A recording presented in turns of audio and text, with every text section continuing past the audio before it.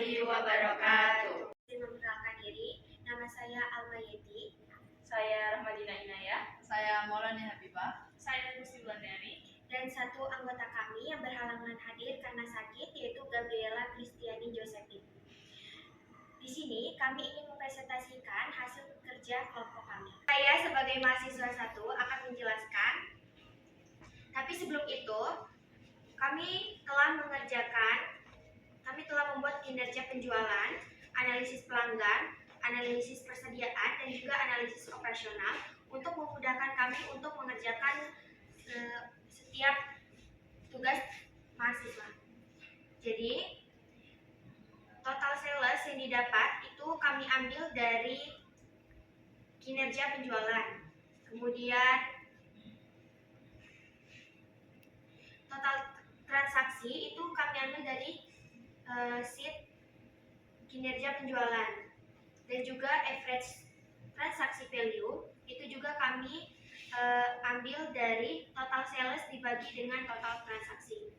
Kemudian di sini ada tren penjualan retail yang kami ambil dari kinerja penjualan. Di tren penjualan retail, penjualan terbanyak ada di bulan Mei dan yang paling rendah ada di bulan Agustus. Kemudian di tren penjualan online itu paling tinggi di bulan Juni dan paling rendah di bulan Mei. Kemudian berdasarkan tabel grafik, chair merupakan produk yang paling laku dengan jumlah penjualan tertinggi, yaitu 655 unit pada tabel pertama dan 237 unit pada tabel kedua. Sebaliknya, DEX memiliki penjualan terendah pada tabel pertama dengan 594 unit. Sedangkan PON terendah pada tabel kedua dengan 160 unit. Secara keseluruhan, penjualan antar produk relatif merata. Namun, cat tetap jadi produk yang paling diminati oleh pelanggan. Kemudian ada produk pendapatan tertinggi adalah cat. Dengan total 1.338.964.100.000 rupiah.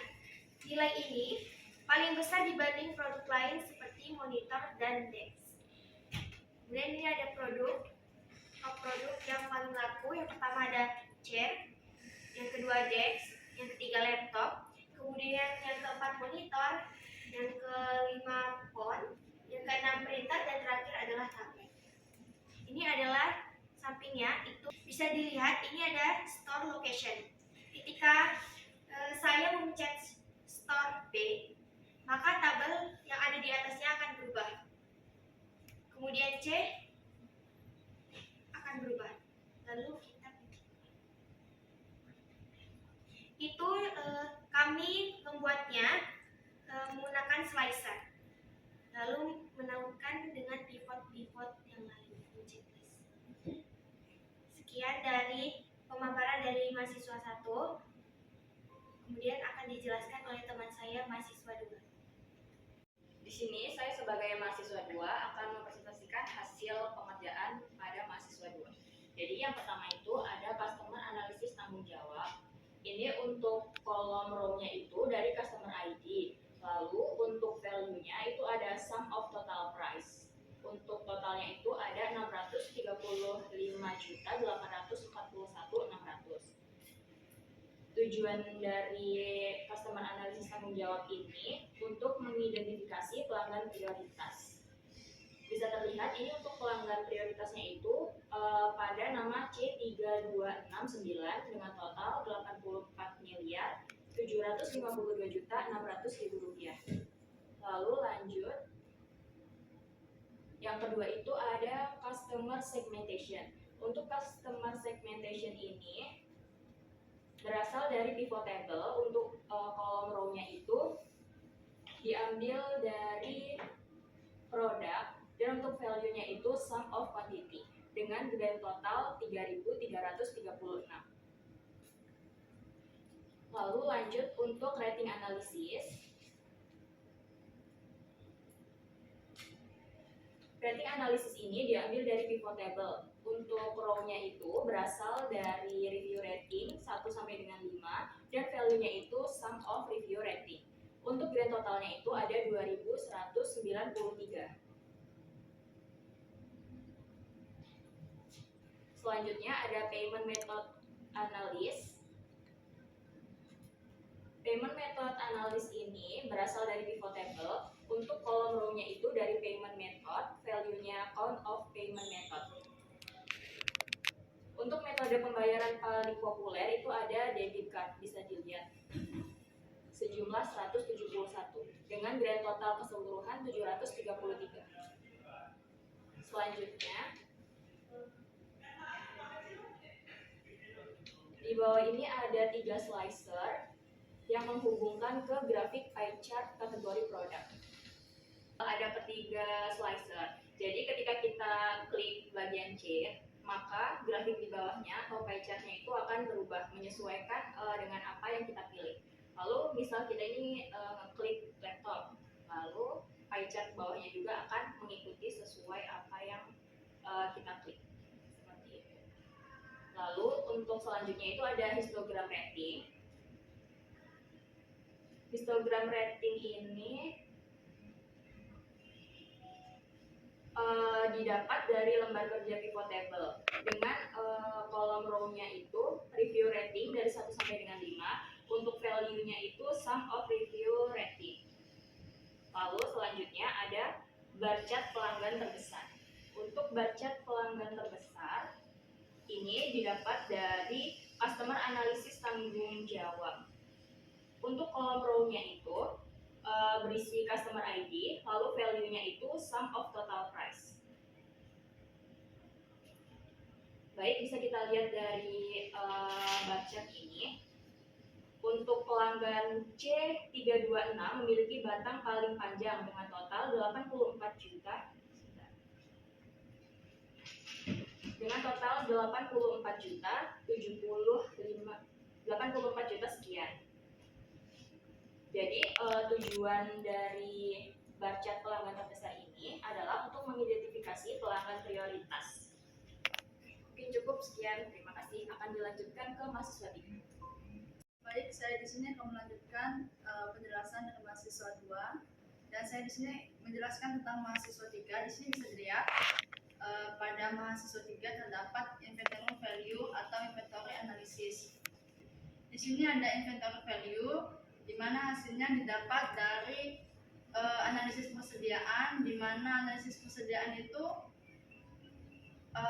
didapat dari perkalian jumlah stok dikali dengan harga per unit, yang dimana hasilnya 128 miliar 389 juta 407 300.000. Di sini ada Nigel Array di mana dibuat dalam bentuk diagram yang didapat dari analisis persediaan. Di sini ada chair, desk, laptop, monitor, phone, printer, dan tablet. Lalu yang ketiga ada supplier analisis, dan supplier ini juga didapat dari analisis persediaan, di mana dibuat pivot table. Di row-nya ada supplier dan value-nya ada sum of quantity in stock, dan grand totalnya sebesar 12.125.841. Lalu yang keempat ada warehouse analysis, dibuat pivot table juga, di mana di row-nya ada storage location dan value-nya sum of inventory value, di mana grand totalnya sebesar 128 miliar 389 juta 407 300. Lalu ada lead time analysis, dibuat pivot table yang didapatkan dari analisis persediaan, di mana di row-nya ada nama produk dan average of lead time di value.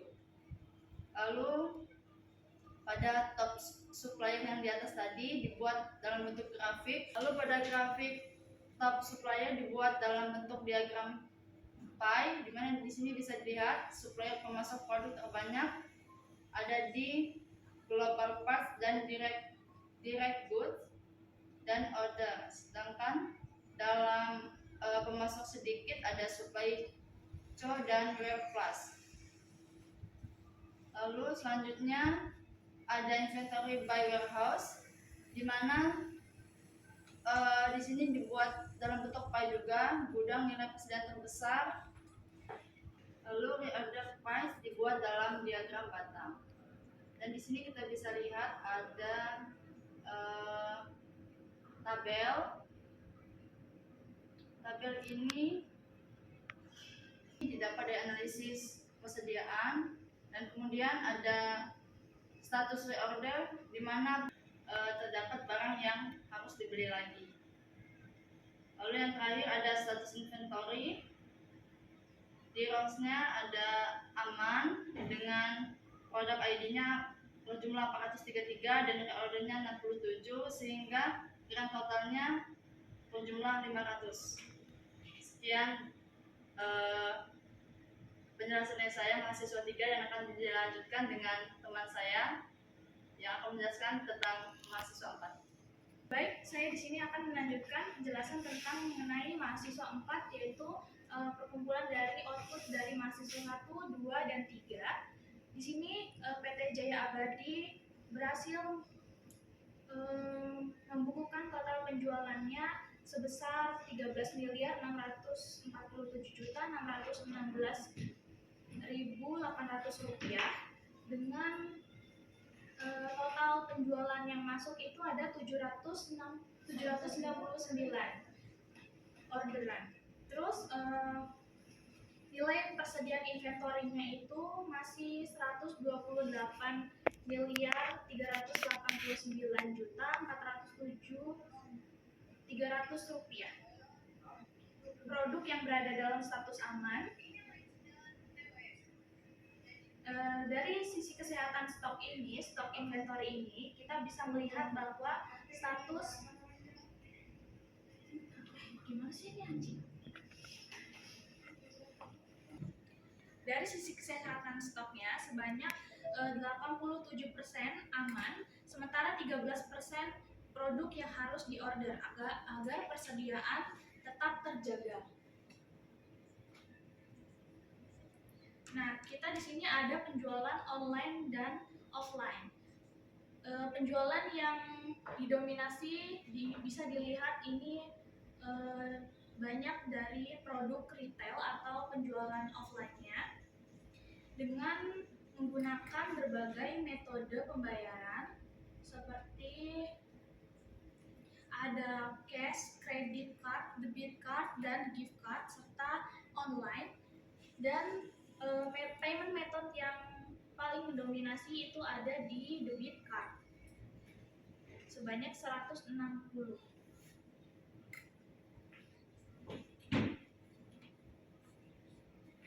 Kak dulu Kak. Bentar.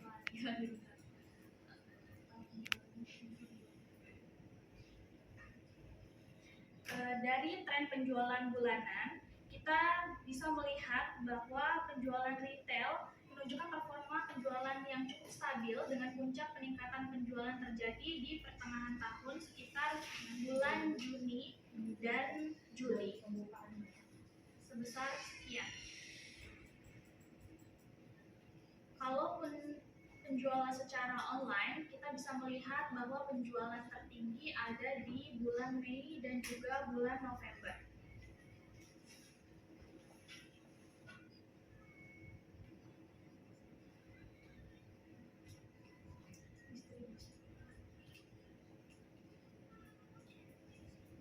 Grafik distribusi pelanggan menggambarkan sebaran atau frekuensi transaksi pembeli di mana tingkat partisipasi kelompok pelanggan tertinggi berada di kategori 5, kelompok 5, sebesar 760. Lalu ada top 10 produk retail dan online. Kita bisa melihat di sini itu ada produk yang paling banyak diminati, yaitu ada dash dan juga chair. Terus sebesar dashnya 15% dan juga chairnya 13%. Store location ini menunjukkan bahwa tren penjualan retail di beberapa titik kayak seperti store A, store B, store C, dan juga store D. Nah, kita bisa mengklik slicer yang ada di samping. Ini tren penjualan retail untuk store A, ini untuk store B, ini store C, dan juga store D. Grafik tren penjualan lokasi retail menunjukkan pergerakan dinamis sepanjang tahun dengan tren kenaikan yang signifikan pada kuartal akhir tahun. Jadi tujuan utama kita untuk membuat pivot table serta slicer untuk PT Jaya Abadi ini agar kita mudah untuk melihat perkembangan penjualan tertinggi dan juga terendah dari PT Jaya Abadi ini. Sekian pemaparan dari presentasi kita pada hari ini.